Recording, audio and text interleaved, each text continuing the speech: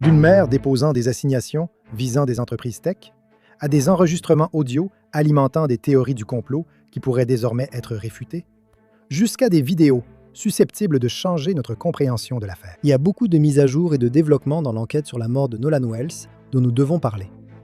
Bienvenue dans Sidebar, présenté par Law & Crime. Je suis Jesse Weber. D'accord, nous avons de nouveaux développements dans l'affaire Nolan Wells dont nous devons parler, alors que la famille cherche désespérément des réponses. Le public s'y intéresse beaucoup. Tout tourne autour de la vérité sur ce qui est arrivé à ce jeune homme de 18 ans. Des avancées concernent des assignations, de l'audio, de la vidéo et des documents officiels, possiblement une consommation d'alcool. Nous allons en parler avec un ancien détective. Je voulais un enquêteur pour comprendre les coulisses de cette affaire. Comment replacer cela dans notre contexte? Conversation importante. Maintenant, avant même de commencer, je veux que tout le monde sache, vous savez, nous suivons cette affaire, n'est-ce pas? Donc, si vous voulez plus de détails, si vous voulez plus de documents, si vous voulez tout ce que nous avons jusqu'à présent, vous pouvez aller sur notre application Law & Crime Plus, parce que nous avons une section de dossiers et nous avons tout sur l'affaire Nolan Wells. Donc, allez-y si vous voulez consulter les documents vous-même, voir les informations par vous-même. C'est vraiment un excellent moyen de vous informer encore plus sur cette affaire. D'accord? Voici l'essentiel. Qu'est-il arrivé à Nolan? Était-ce un accident tragique ou un acte criminel? Un peu de contexte avant d'aborder les derniers développements. Nolan Wells, âgé de 18 ans, originaire d'Ocean Springs, dans le Mississippi, était étudiant et joueur de football américain. Le 4 juillet, il est allé avec des amis sur Horn Island, une île barrière au large des côtes du Mississippi, pour fêter. Il a disparu un soir, a été porté disparu, et une grande opération de recherche a commencé. 2 jours plus tard, le 6 juillet, son corps a été retrouvé sur l'île, rejeté par la mer. La question, bien sûr, est de savoir ce qui lui est arrivé. Cela reste une question. Aucune réponse publique n'a été donnée. L'autopsie indépendante, commandée par la famille, a conclu que la cause et les circonstances du décès de Nolan restaient indéterminées. Le pathologiste a constaté que des parties de son corps, on parle de portions du cou, avaient apparemment été retirées par le médecin légiste de l'État lors de ce premier examen. Donc, cette deuxième autopsie, ce deuxième expert, n'a pas pu déterminer ce qui était exactement arrivé à Nolan. Il n'a pas pu exclure un acte criminel, il n'a pas pu dire s'il y avait une blessure au cou, s'il y avait un traumatisme au cou, et cela laisse beaucoup de questions en suspens. Cela soulève la question de savoir si le médecin légiste de l'État effectue d'autres analyses sur ces éléments, et si cela permettra de conclure définitivement ce qui est arrivé à Nolan. Y a-t-il eu un traumatisme? Y a-t-il une noyade? Était-ce accidentel ou non? Difficile à dire dans ces conditions. On évoque aussi la décomposition. Une décoloration rouge a été observée à l'arrière de la tête. J'en ai parlé à des experts médicaux. Certains disent qu'elle pourrait être due à la décomposition. Certains disent que cela pourrait être une blessure contondante avant la mort, car le corps ne se décolorerait pas ainsi après la mort. Et souvenez-vous de ce qui se passe ici. La famille veut des réponses. La famille a engagé l'avocat Ben Crump et son équipe pour gérer cela, pour mener une enquête indépendante. Et il semble y avoir une méfiance envers les forces de l'ordre ici. Et ils cherchent des réponses qu'ils pensent ne pas obtenir par les voies officielles. Je vais vous parler des nouveaux développements et accueillir Matt Irvin, ancien détective et instructeur des forces de l'ordre, qui nous aidera à analyser tout cela. Matt, ravi de vous voir, merci d'avoir pris le temps. Je dois d'abord évoquer ces assignations rendues publiques hier soir. Je tenais à en parler, notamment concernant la mère de Nolan, dont on a beaucoup parlé dans cette émission, Christine Wansley, semble avoir déposé des assignations pour obtenir des dossiers de TikTok, Snap, donc Snapchat, WhatsApp, Meta, Life 360. Ils font partie de cette affaire judiciaire concernant la succession de son fils, la succession de Nolan Wells. Ce sont des assignations très précises, des ordonnances du tribunal exigeant qu'un témoin fournisse des documents, dossiers ou preuves. Elles semblent avoir été déposées par l'avocat Gary Bufkin, apparemment en collaboration avec Ben Crump, que la famille a engagé pour cette affaire. Déposées au tribunal de la chancellerie du comté de Jackson, donc par exemple, voici simplement l'assignation WhatsApp pour vous donner une idée.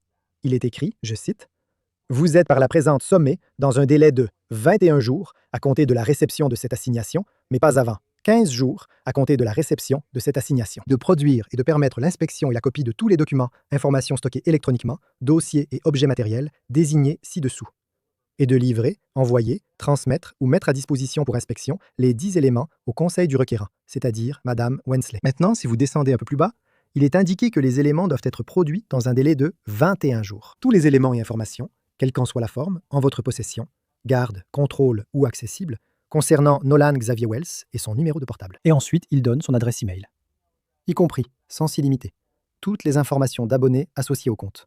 tous les noms d'utilisateurs actuels et antérieurs, adresse email, numéro de téléphone et nom d'affichage associé au compte, la date de création du compte et l'adresse IP utilisée pour créer le compte. Toutes les adresses IP liées aux actions sur le compte, connexion, réinitialisation de mot de passe, activation de la double authentification, toutes les adresses IP associées aux événements d'amis et toutes les communications publiques du compte, et toutes les données et métadonnées associées, toutes les informations non liées au contenu du compte, toutes les données permettant d'identifier ou pouvant servir à identifier une partie échangeant des messages avec le compte, ainsi que toutes les communications, y compris les messages et les messages de groupe adressés au compte, envoyés par le compte ou incluant le compte, et toutes les photographies, enregistrements vidéo et audio, contenus, pièces jointes, fichiers texte, transcriptions, données GPS, données de localisation, métadonnées, accusés de réception de l'expéditeur, horodatage, journaux, identifiants d'appareils, historique de la liste d'amis, et toute autre information stockée électroniquement, de toute nature, liée de quelque manière que ce soit au compte. Maintenant, pourquoi est-ce pertinent? Pour vous donner une idée. Selon TMZ, Christine avait utilisé Life360 pour localiser le téléphone de son fils, qui était apparemment avec ses amis, puis elle a comparé les données de localisation de cette application avec celles de Snapchat. Un rapport indique que cela ne correspondait pas.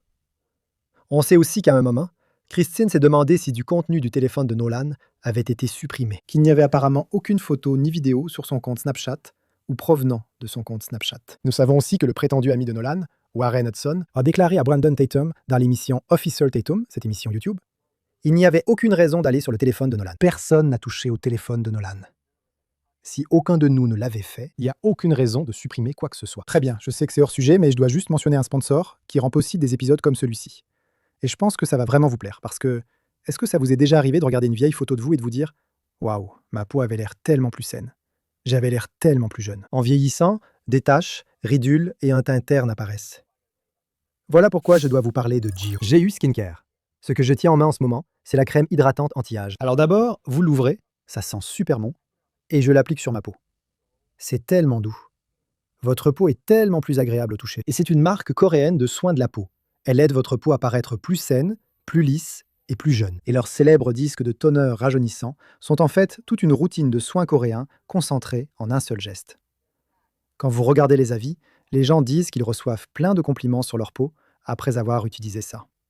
Hydratation, nutrition, le coffret Glow Up de GU, comprenant leurs disques exfoliants tonifiants et leur crème hydratante avec NAD+, idéal pour ceux qui veulent découvrir la routine complète de GU. Et je dois dire, pour une durée limitée, GU propose une offre de folie pour nos auditeurs et nos spectateurs, car leur pack Glow Up bénéficie déjà d'une réduction allant jusqu'à 45% en ce moment. Mais nos auditeurs, nos spectateurs, peuvent maintenant obtenir 20% de réduction supplémentaire, ainsi que la livraison gratuite avec notre code SIDEBAR sur juskin.com. C'est bien JUGIYUS skin.com. Utilisez le code SIDEBAR pour obtenir 20% de réduction supplémentaire et après votre achat, ils vous demanderont où vous avez entendu parler d'eux. Montrez-nous un peu de soutien. Soutenez-nous un peu. Dites-leur que vous venez de notre émission. On apprécie vraiment. Matt, je t'ai balancé beaucoup de choses d'un coup. Pourquoi voyons-nous ces subpoenas? Eh bien, je pense qu'il y a plusieurs enjeux ici. D'abord, le libellé de ces subpoenas est assez standard pour tout subpoena exigeant la remise de documents par un fournisseur de services électroniques. Ce sont le genre de choses que l'on recherche lorsqu'on monte un dossier. Je m'attends à ce que le département du shérif du comté de Jackson exige la production du même type d'informations, soit par subpoena, soit par mandat de perquisition. Mais je pense que cela montre que la famille de Nolan Wells, comme elle l'a exprimé, n'a pas confiance dans l'intégrité ou l'impartialité de l'enquête des forces de l'ordre.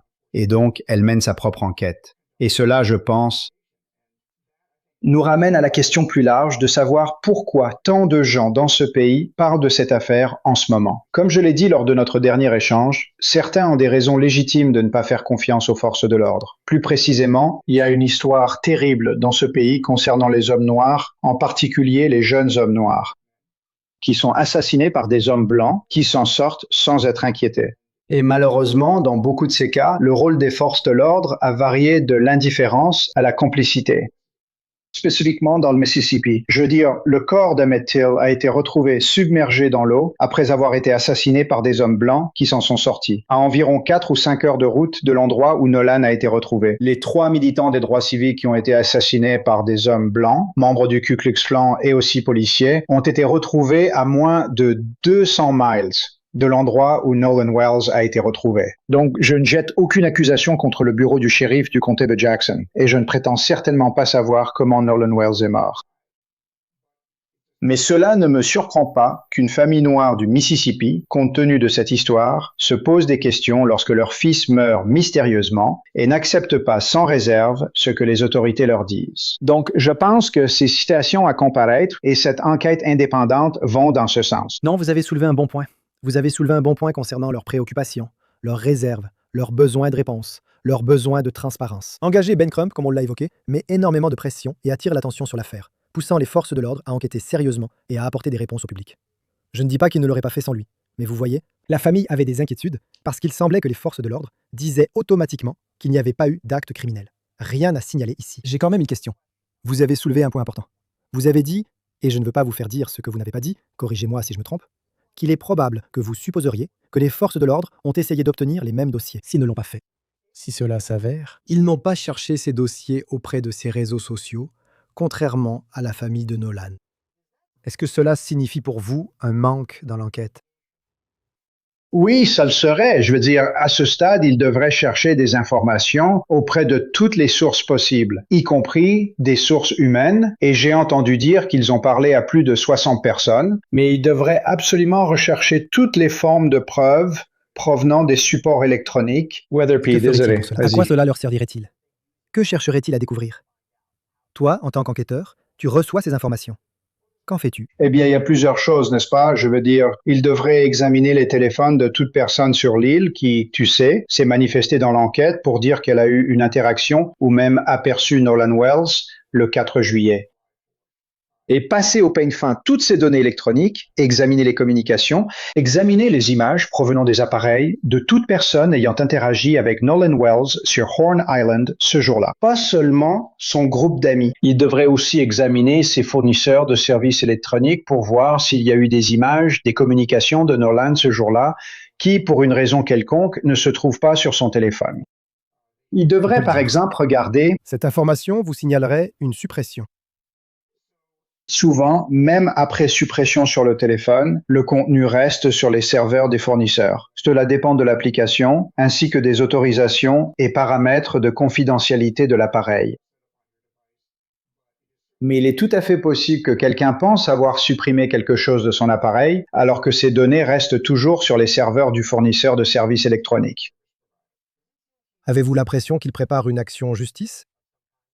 Ce ne serait pas la première fois que quelqu'un intente une action en justice après avoir obtenu certaines informations, potentiellement par le biais d'une assignation à comparaître. Est-ce que c'est quelque chose que vous vous demandez?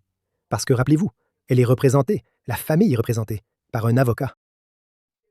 C'est certainement une possibilité, et vous savez, il n'est pas rare que quelqu'un qui perd un être cher veuille demander des comptes d'une manière ou d'une autre. Et surtout, si vous avez l'impression que les autorités n'accomplissent pas efficacement leur devoir, Une action en justice peut être un moyen de demander des comptes. Selon votre expertise, quelle est la précision de ces applications? Que pensez du suivi de localisation d'une personne?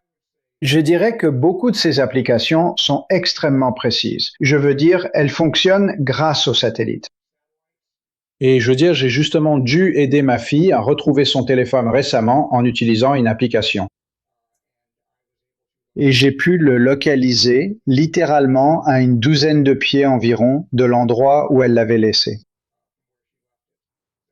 donc ces applications sont très précises. Et si par exemple, Nolan Wells portait un autre appareil connecté, une montre connectée ou quelque chose comme ça.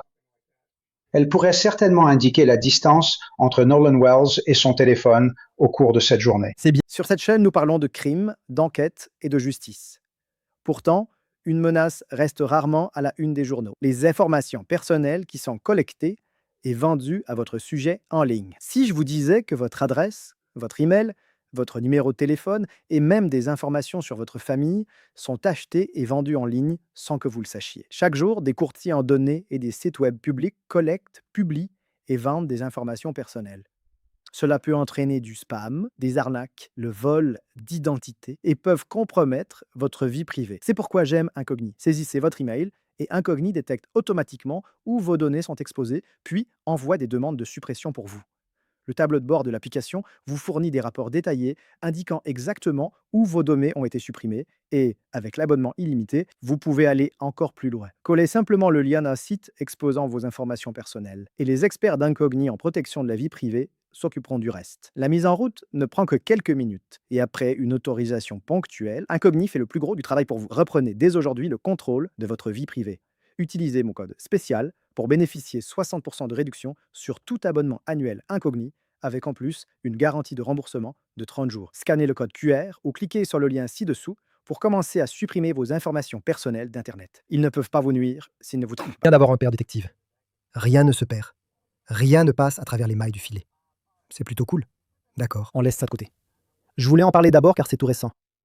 Mais même avant que ça ne sorte, quand on t'a demandé de venir à l'émission, il y avait autre chose dont nous devions parler. Cette vidéo, c'est important. La grande question, dont nous avons souvent parlé dans cette affaire, est-ce que Nolan Wells est resté sur Horn Island pour parler à une jeune femme? N'est-il pas remonté sur le bateau? N'est-il pas retourné sur le continent? Il n'est pas revenu sur le bateau avec eux, non? Et bien ça. Donc ça, ce que vous voyez, c'est une nouvelle vidéo qui aurait été obtenue par Officer Tatum, n'est-ce pas?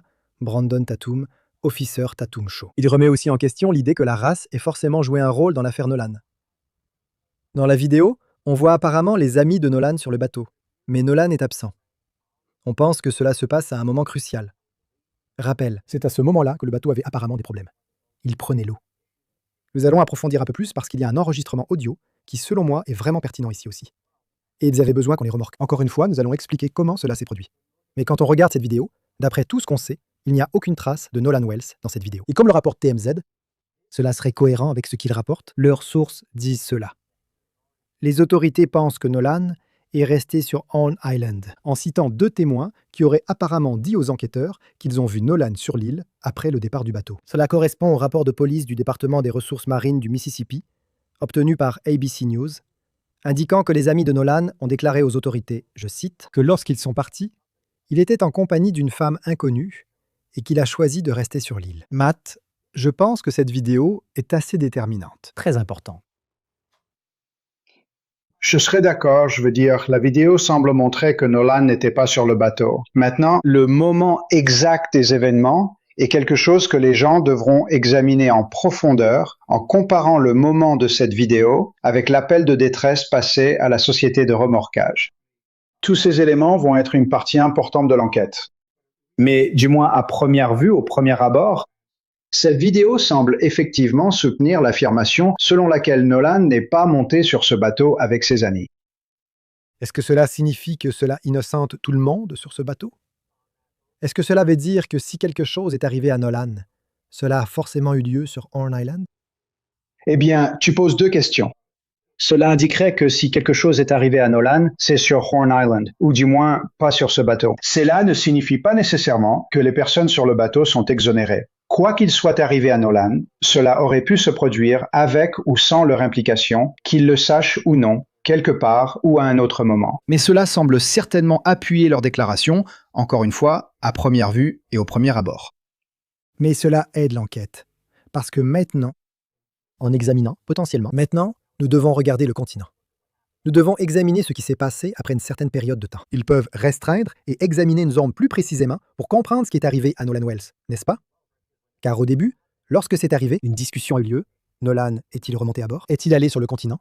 Lui est-il arrivé quelque chose? Ils l'ont remis sur le bateau, tu sais, jeter son corps à l'eau. Tu sais, je ne dis pas que c'était une théorie légitime, mais c'est quelque chose qui revenait. Si tu ne le vois pas sur le bateau à ce moment-là, d'une certaine façon, je pense que ça aiderait les enquêteurs à cibler ce sur quoi se concentrer. Ça donne certainement une direction à l'enquête. Je pense, encore une fois, en me basant uniquement sur ce qui est rapporté publiquement, qu'il semble prématuré d'écarter quoi que ce soit à ce stade, mais au moins cela peut recentrer l'attention. À ce stade, d'après ce que les forces de l'ordre rapportent, il semble qu'ils aient parlé à des personnes qui affirment avoir vu Nolan Wells vivant sur l'île après que le bateau de son ami soit parti. Maintenant, des questions subsistent sur l'identité de ces personnes et la façon dont elles savent qu'il s'agissait de Nolan. S'agit-il de personnes connaissant vraiment Nolan ou juste de témoins ayant vu un grand homme noir, supposant que c'était lui à cause de la médiatisation? Beaucoup de questions restent sans réponse, mais si certains l'ont vu vivant sur l'île après le départ de ses amis, cela aurait tendance à orienter l'enquête pour essayer de comprendre ce qui est arrivé à ce jeune homme après environ 16h15. Et qui l'a vu vivant en dernier? Je veux dire, ce sera probablement l'un des témoins les plus importants dans cette affaire. Oui, ça devient vraiment intéressant, n'est-ce pas? Quant à ce qui est arrivé à Nolan, personne n'a rien vu. Même si c'était le cas, s'il s'est noyé accidentellement, personne ne l'a vu. Personne n'a essayé de l'aider. C'est un bon point. C'est une bonne question. Et je me demande vraiment, penses-tu, avant qu'on parle de l'audio dans un instant, simplement penses-tu que les forces de l'ordre en savent peut-être plus, beaucoup plus, que ce qu'elles disent en ce moment? Penses-tu qu'ils ont d'éventuels témoins qui ont donné plus d'informations sur les derniers déplacements de Nolan Wells et qui ne les ont tout simplement pas encore partagés? Je m'attendrais à ce que ce soit le cas et j'espère vraiment que ce soit le cas. D'après certains rapports, ils auraient parlé à une 60aine de personnes. Toutes ces déclarations ne sont pas encore dans le dossier public. Il est également question que cette affaire soit présentée devant un grand jury, ce qui est, je suppose, la procédure dans cette région du Mississippi. Et si vous allez présenter une affaire devant le grand jury, vous voulez que le grand jury entende ces preuves pour la première fois dans la salle du grand jury et qu'elles ne soient pas entachées par une divulgation préalable. J'ai simplement passé la vidéo. Passons maintenant à l'audio. Regardez. Hey, nous sommes à la pointe ouest du Horn et notre pompe de cale a cessé de fonctionner. On coule, nous coulons. Pouvez-vous tous venir, s'il vous plaît? Nous avons un abonnement. Oui, jusqu'où mon plot, monsieur? Ça monte, on est juste en train de couler. Je sais pas, on coule. Donc oui, on en a déjà parlé, non? Cet enregistrement audio publié par le département des ressources marines du Mississippi, ça nous donne un aperçu de ce qui s'est passé ce jour-là. Ça nous donne un aperçu de cet événement chaotique sur l'eau le 4 juillet. Parce que c'est l'un des premiers enregistrements audio que nous entendons de ce jour-là, qui capture les moments de panique quand ce bateau, lié à ce groupe, a commencé à prendre l'eau. C'était à cause d'une pompe de cale défectueuse, selon les rapports. Nous pensons que Nolan était à bord de ce bateau à un moment donné. Mais si vous comparez cela avec la vidéo dont nous venons de parler, il ne semble pas qu'il était dessus à ce moment-là.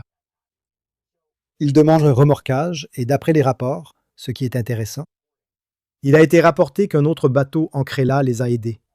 Et ce n'était pas une société de remorquage privée. Selon les rapports, les amis de Nolan disent avoir quitté Horn Island à 16h30. Apparemment, quelqu'un leur a dit qu'il avait vu Nolan sur Horn Island à 18h. D'ailleurs, selon certains témoignages de ses amis, la dernière fois qu'ils l'ont vu, c'était à 15h. Mais c'est de cela dont nous devons parler, de ce développement audio. Donc, il y a une théorie qui est apparue lorsque cette vidéo est sortie, lorsque cet enregistrement audio est sorti. Il y a une nouvelle version de l'audio qui a été améliorée par TMZ. Quand on l'écoute, il y a des théories. Il y a des gens qui croient qu'on peut entendre en arrière-plan quelqu'un dire « Est-il mort ?» Nolan, réveille-toi, vérifie sa poitrine. J'ai parlé avec un expert en audio médico-légal, Robert Fried, dans mon émission sur News Nation, Jesse Weber Live. Il a comparé les deux versions.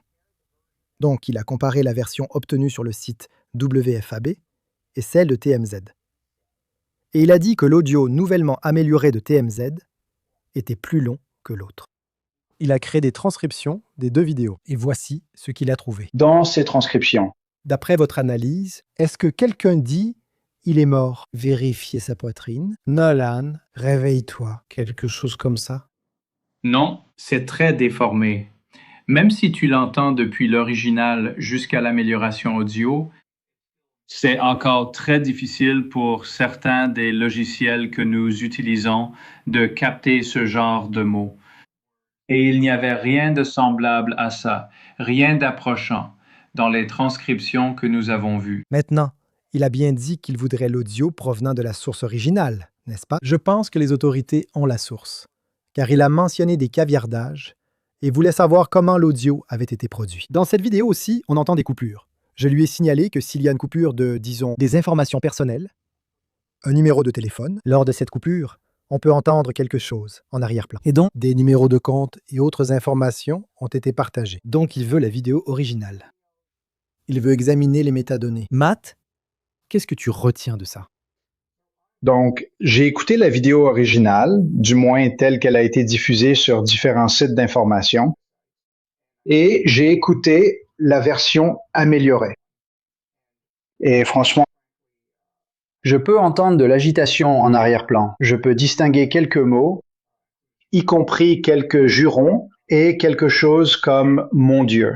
Je ne peux pas dire si ce que certaines personnes pensent entendre est réellement dit ou non. C'est très déformé. J'apprécie vraiment que les gens essaient de faire abstraction du bruit et comprendre ce qui se passe en arrière-plan. Mais je pense que c'est juste. Nous n'avons pas assez d'informations. Du moins, je n'ai pas l'impression d'avoir assez d'informations, d'après les enregistrements accessibles au public, pour savoir ce qui se dit en arrière-plan. C'est vrai? La question est-ce que cela vous semblerait logique que quelqu'un appelle les secours? Il le ferait pour 2 raisons. Premièrement, si Nolan avait une sorte d'urgence ou était en difficulté, ça ne serait pas relayé sur les communications du central? Sauf si certains le disent. Et les personnes à bord étaient responsables. Si c'est le cas, pourquoi passer un appel si tout ça se passe en arrière-plan? Tu comprends? Absolument, je vois ce que tu veux dire. Donc, ce n'est pas inhabituel quand des gens mettent en scène une scène de crime, en dissimulant un crime, de passer un appel au 911 dans le cadre de cette mise en scène. Mais cela arrive dans des affaires qui sont généralement des meurtres prémédités, et c'est un acte de sang-froid très calculé.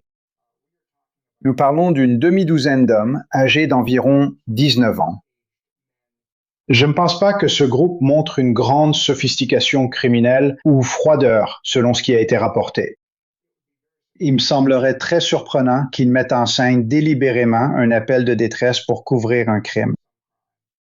Il me semblerait encore plus surprenant qu'ils choisissent de passer un appel enregistré alors qu'il se passait quelque chose en arrière-plan lié à un acte criminel en cours ou qui venait de se produire. Et la dernière chose que je dirais à ce sujet, c'est que si c'est une sorte de complot dans lequel environ 7 personnes sont au courant qu'un acte criminel a été commis contre Nolan Wells et qu'une ou plusieurs d'entre elles y sont impliquées, il me semble très improbable que ces personnes puissent maintenir cette conspiration du silence depuis presque un mois maintenant. Je veux dire, même parmi des personnes sophistiquées, endurcies, dans les groupes criminels organisés, plus il y a de personnes impliquées dans un complot, plus il est probable que quelqu'un finira par parler. Et ceci ne semble pas être ce genre de groupe criminel organisé et endurci. Je serais vraiment très surpris qu'une conspiration du silence pour couvrir un acte criminel commis contre Nolan ait pu durer aussi longtemps. Et si c'était le cas, elle ne pourrait pas durer beaucoup plus longtemps. Je dois signaler un autre développement. Ainsi, il a été rapporté par des médias comme ABC que selon un document qui aurait été envoyé le 5 juillet, avec des informations préliminaires du département des ressources marines du Mississippi, des témoins ce jour-là ont déclaré aux autorités que Nolan avait beaucoup bu avec des amis sur Horn Island. Maintenant, voici leur version des faits. Nous ne savons pas si c'est vrai, mais cela faisait partie d'un rapport établi à peu près au même moment que les recherches pour Nolan Wells. Qu'est-ce qu'on doit en penser? Comment cela s'intègre-t-il dans l'enquête? Eh bien, je pense qu'il faut être prudent avec ce genre de déclaration. Être ivre augmente certainement le risque qu'il arrive quelque chose à quelqu'un. Il est tout simplement plus difficile de prendre soin de soi quand on est fortement intoxiqué. Mais j'aimerais savoir qui sont ces témoins et comment ils sont arrivés à cette conclusion. Est-ce qu'ils l'ont vu agir d'une manière qui suggère une intoxication? Est-ce qu'ils l'ont vu consommer de grandes quantités d'alcool, vous savez, juste devant eux? Sommes-nous certains que la personne présumée ivre mentionnée est bien Nolan Wells? De nombreuses questions restent sans réponse, et nous devons éviter tout ce qui ressemble à une culpabilisation de la victime. Le fait est, je m'attendrais, lors d'un week-end du 4 juillet sur Horn Island, il y avait beaucoup de jeunes qui consommaient énormément d'alcool, et tous ces autres jeunes sont rentrés chez eux sains et saufs. Ouais, nous attendons les résultats des analyses toxicologiques, n'est-ce pas? Cette autopsie indépendante, comme nous l'avons signalé, a été limitée par l'état du corps remis à cet expert. Nous avons dit que le médecin légiste de l'État aurait gardé des parties du cou ou de la gorge, possiblement pour des examens complémentaires ou rechercher des traumatismes ou une noyade.